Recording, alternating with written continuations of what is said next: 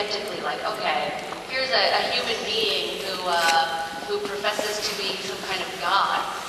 And when I actually spent time with him, it was pretty extraordinary. I mean, he just exhibits such an incredible demeanor and peace.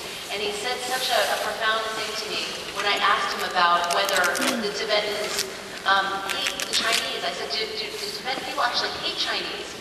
And he said, we do not hate Chinese people. The Chinese are incredible people with an incredible culture. And everybody, I think, respects Chinese food.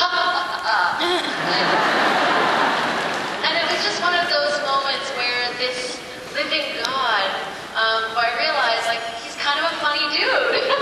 He's an amazing, if he is a human being or a God, he's a pretty extraordinary one who has a sense of humor and earnestness about him. And it was really one of the most extraordinary experiences I've ever had. So thank you.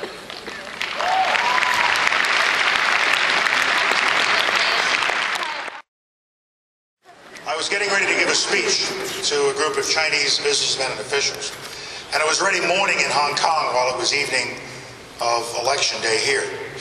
And so as I was getting ready and sort of pulling my notes together and just getting dressed and whatnot, I could watch the television results that were unfolding the night before in America.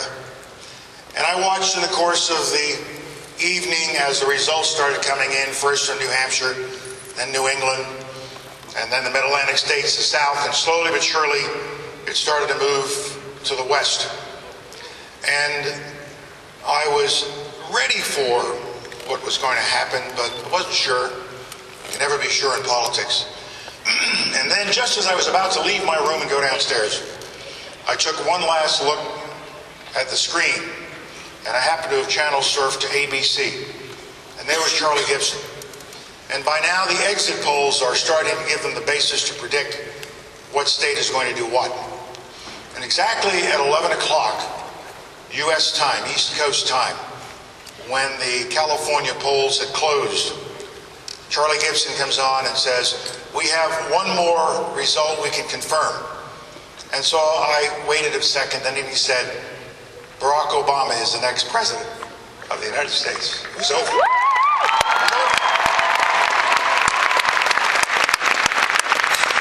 Even though I expected it, I worked for it, I voted for him, even though I expected it, it was still an electric shock that hit me.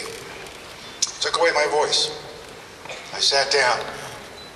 I reflected on what had just happened. And the one thought that occurred to me that I was able to vocalize in that empty room, by God, we did it. By God, we did it. And I always stop at one of the cross streets to order a hot dog from the peddler. These New York hot dogs are special. And for those of you from New York, you know, dirty water dogs. And the only way to have a New York dirty water dog is to make sure you have the mustard and the red onion relish that you can only get in New York. And I did it even when I was Secretary of State. I would come out of the Waldorf Astoria, I would start walking up Park Avenue, I'd have 5 bodyguards around me, the 3 New York City police cars rolling along slowly to make sure nobody whacked me. And I would go up and order my hot dog, and the peddler, the immigrant peddler at the hot dog stand would look at the police cars, and he would look at all of my bodyguards and say, I've got a green card, I've got a green card. It's okay. But now there's nobody with me, I'm all alone. So I'll come out of a hotel somewhere and I'll start walking up Park Avenue.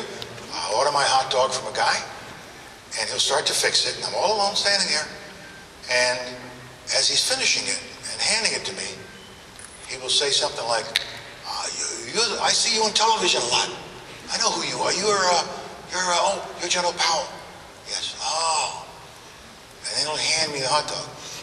And then I'll hand him the money. And he'll say, no, you can't pay me. You know why you can't pay me? I've already been paid. America has already paid me. I'm here. Thank you.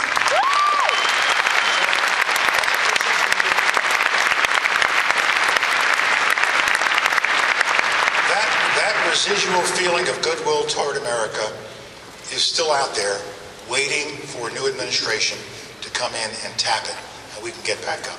Thank you. Thank you. Because I want you to integrate this with all of who you are, saying, hey, I'm a young person, and God has chosen me to be God's collaborator.